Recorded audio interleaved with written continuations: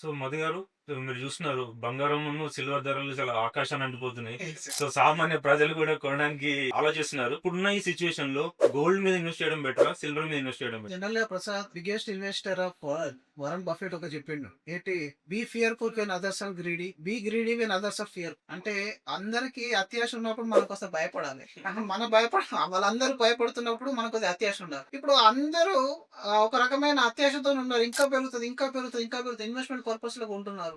ఈ రోజుల్లో వాళ్ళు ప్రాఫిట్ బుక్ చేస్తే ఏమవుతుంది, మనం ఈ ప్రీమియం లో కొన్నారనుకోండి, ఇప్పుడు సిల్వర్ ఈటీఎఫ్ లో 18% లో ట్రేడ్ అవుతున్నాయని చెప్పేసి మన ఏఎంసీస్ కూడా తీసుకోవడం మానేసినాయి సిల్వర్ ని. ఓకే. ఈ టైంలో గోల్డ్ అయితే కంట్రోల్ ఎవరు చేయట్లేదు, కాబట్టి గోల్డ్ కానీ సిల్వర్ కానీ కొన్ని రోజుల వరకు దాని జోలికి అంటిల్ అన్లెస్ మీకేమైనా ఫ్యామిలీలో ఫంక్షన్ రిక్వైర్మెంట్ ఉంటే తప్ప మీరు గోల్డ్ టచ్ చేయండి.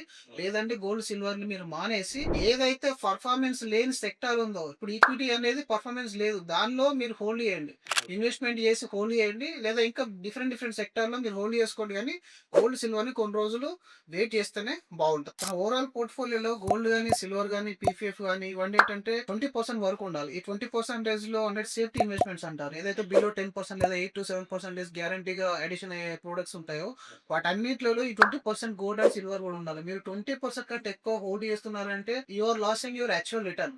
ఇక్కడ మీకు ఈ 1 year లో పెరిగిన మళ్ళీ దాదాపు 2012 నుంచి 2018 వరకు గోల్డ్ అనే ఫ్లాట్ రిటర్న్ ఇస్తుంది. అలాంటి సమస్యలు ఇందులో కూడా వస్తాయి. కాబట్టి ఈ హై రేట్ లో ఉన్నప్పుడు మీ పోర్ట్ఫోలియో 20% వరకు యాడ్ చేయండి, దాని తర్వాత వెయిట్ చేయండి. అలా చేయడం వల్ల ఏంటంటే ఫ్యూచర్ లో మీకు యాక్చువల్ గా ఈక్విటీ నుంచి రావాల్సిన రిటర్న్ అనేది మీరు అక్కడ తీసుకోవచ్చు. బ్యాలెన్స్ ఇన్వెస్ట్మెంట్ చేసాలి. ఇది సేఫ్టీ ఇన్వెస్ట్మెంట్ 20% వరకు. ఓకే. రైట్. థాంక్యూ.